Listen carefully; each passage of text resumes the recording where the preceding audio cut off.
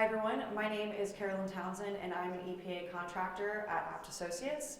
I'm also an alumnus of Indiana University in Bloomington, and I've worked for the city of Bloomington, the city of Evansville, and as a contractor for the city of Carmel. So I'm happy to be back here in Indiana with you all today. So far, we've discussed ways to think about the chemical footprint in your community and resources for identifying opportunities to reduce the chemical exposures in your community. The remainder of this workshop will focus on creating a green purchasing system as one specific action that can help to support these efforts. Communicating the benefits of environmentally preferable products to a wide range of stakeholders can help to achieve greater buy-in and thus maximize the adoption of outcomes of a green purchasing program. As we heard from our guest speakers, if there is a greater demand for environmentally preferable products or processes, industry will be incentivized to develop and provide these options. This will also help to drive down the costs of these options. Key stakeholders can vary depending on the specific context, but will include people involved in all parts of the procurement process, such as city departments, local businesses, vendors, cleaning companies, and the community. Focus on working with others who are motivated to get involved, work collaboratively, and provide feedback. After identifying relevant stakeholders, one of the most effective messages to communicate to them is how the benefits of the program can help the community. As we discussed at the beginning of this presentation, health benefits for city government employees and contractors, as well as constituents, environmental benefits, financial and legal benefits, and cleaning and energy efficiency benefits can all occur from implementing a green procurement process. In terms of health benefits, using sustainable products can improve indoor air quality and reduce exposure to toxic chemicals. The financial and legal benefits may include a reduction in spending on proper disposal of hazardous products and cost on insurance and workers' compensation claims. Efficiency can also be maximized through green procurement. The U.S. Energy Star program, for example, is a program which verifies the energy efficiency of a product. This might help to reduce energy costs through decreasing energy consumption. But sustainable purchasing is also a part of environmental stewardship because it can prevent the release of harmful chemicals into the environment. Products that are directly released into the environment or products that go down the drain will reach our waterways, impacting the health of our plants and our fish. So choosing safer products can protect our ecosystem. One way to help communicate the importance of the program and its potential benefits could include gathering data for the cost of current products versus environmentally preferable ones, as well as conducting an analysis to demonstrate the costs and benefits of these approaches. This could also help make the benefits more tangible to leadership and understand the immediate trade-offs and impacts of switching from one product to another. When first going through the process of creating a green purchasing system, you could follow a stepwise approach. Step 1, this involves assessing the existing purchasing processes and procurement systems in place. For example, if you already have a mature, developed system in place for procurement, there may be components that can be modified to incorporate green purchasing considerations. This step also provides an opportunity to make the business case for incorporating green purchasing and sustainable procurement into your processes. Highlighting all of the benefits I mentioned earlier are important to establish upfront so that everyone involved in assessing the existing processes and identifying areas for improvement or change are on the same page and share a common understanding of the goals in adopting sustainable procurement practices. The second step is identifying sustainable procurement opportunities. It may be that there are certain products and purchases which cannot be modified or don't have a satisfactory alternative that is considered greener or safer. You may also want to start with a subset of product categories and expand over time.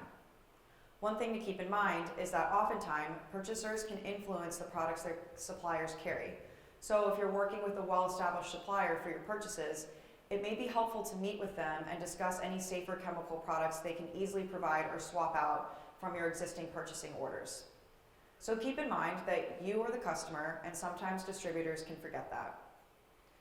Throughout this process, establishing clear standards and procedures for green purchasing and sustainable procurement activities is essential, as this ensures that all parties involved are on the same page.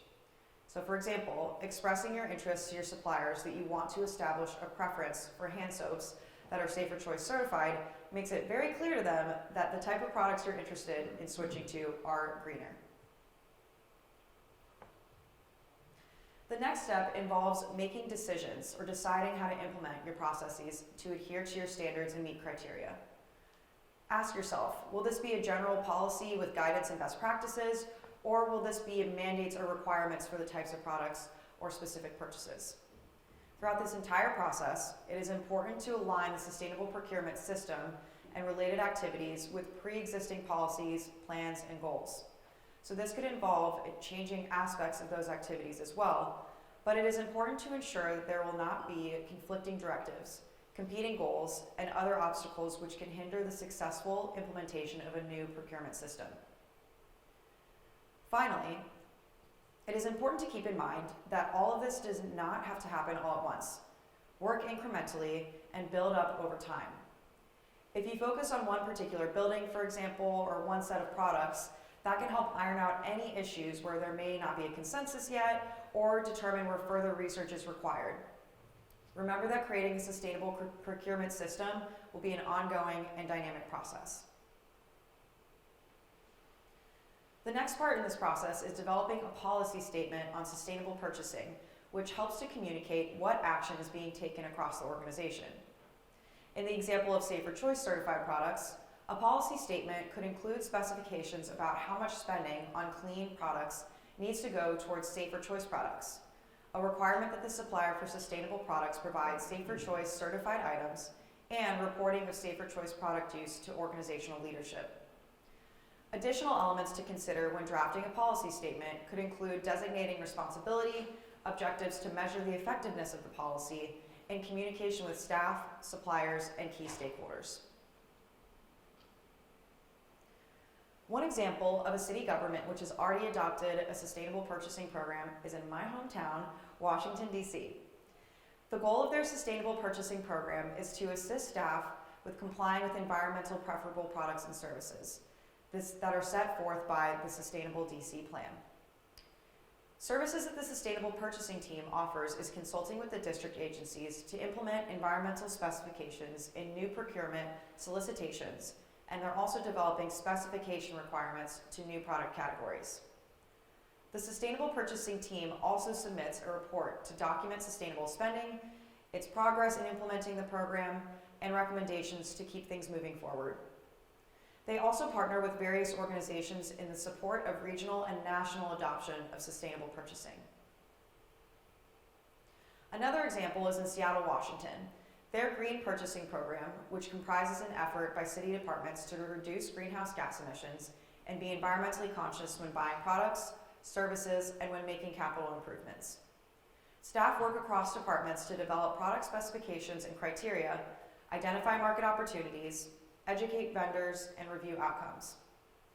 They have policies related to chemical use, pesticides, water and energy conservation, waste management, and their green fleet. The Green Purchasing Program in Seattle provides tools and guidance to support businesses, citizens, and other governmental organizations in these efforts.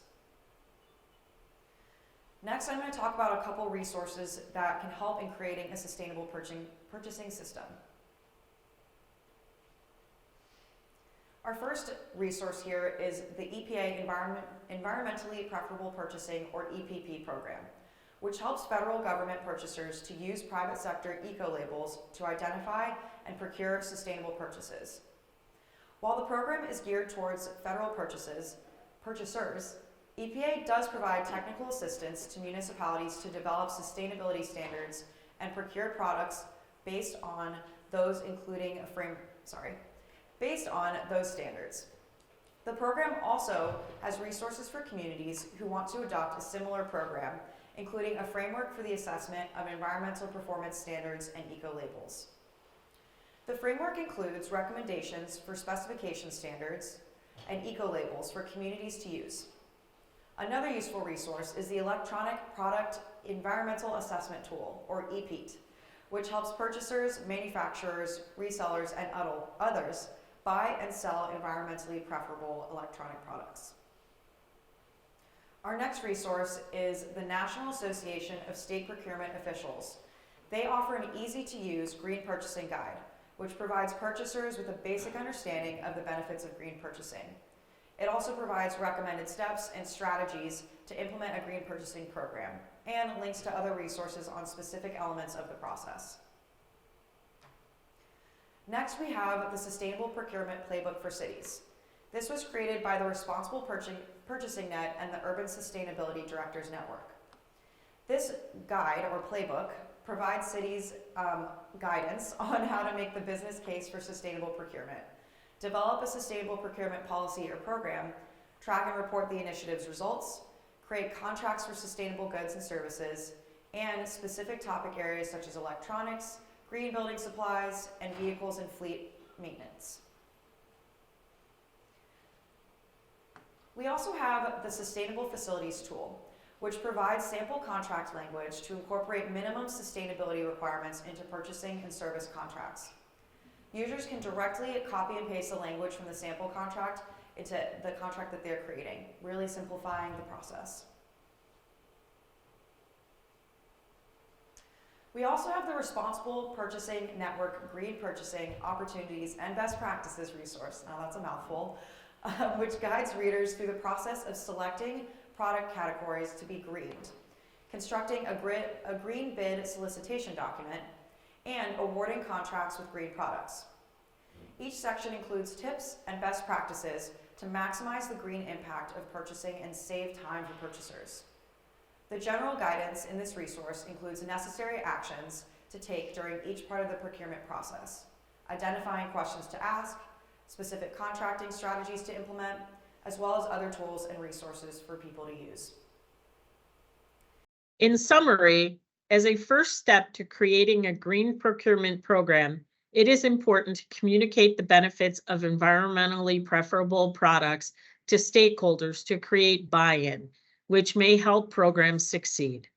Stakeholders may include city departments, local business, vendors, and community groups. Gathering data and conducting analysis on the benefits of green purchasing programs can help make advantages clearer for leadership and stakeholders, which may help decision-making. Policy statements may be used to indicate desired or required spending on green products, a preference for green products when available, or reporting requirements about these purchases. Green purchasing may be implemented by first assessing existing purchasing processes to create the business case for the green purchasing program, including how existing programs may be modified to facilitate green purchases. Following that, it is important to identify sustainable procurement opportunities, considering subsets of products or product categories that may be suitable to start with. Once standards and procedures are established, decide how to implement the program, whether through policies, guidance, or a mandate. Throughout all steps, align green procurement systems with existing goals and policies. Avoid competing goals or directives, as these may hinder implementation. Finally, work incrementally to build the program over time. Starting small may help you define and fix issues early on. Several resources that may be helpful when creating a green procurement program include the EPA's Environmentally Preferable Purchasing Program, which provides technical assistance, tools, and other resources. The National Association of State Procurement Officials Green Purchasing Guide, which includes steps, strategies, and links to other resources. The Sustainable Procurement Playbook for Cities, which includes resources on the business case for sustainable procurement, developing policies, tracking results, and creating contracts. And the Responsible Purchasing Network Green Purchasing Opportunities and Best Practices, which guides users to select green product categories and provides information on green product solicitations and awarding contracts. Thank you for your attention. We hope that these videos were informative and enable you to implement green purchasing effectively. We would also like to acknowledge the speakers who presented information about adopting green procurement practices, environmentally preferable purchasing, and related topics. These speakers include Rebecca Koffold from Spartan Chemical, Kelly Weger from Q-Cells North America, and Lane Daly from Cliff Bar and Company. We'd also like to thank Kevin Concrete from AstraZeneca for providing information about AstraZeneca's sustainability and green chemistry programs during the in-person training session.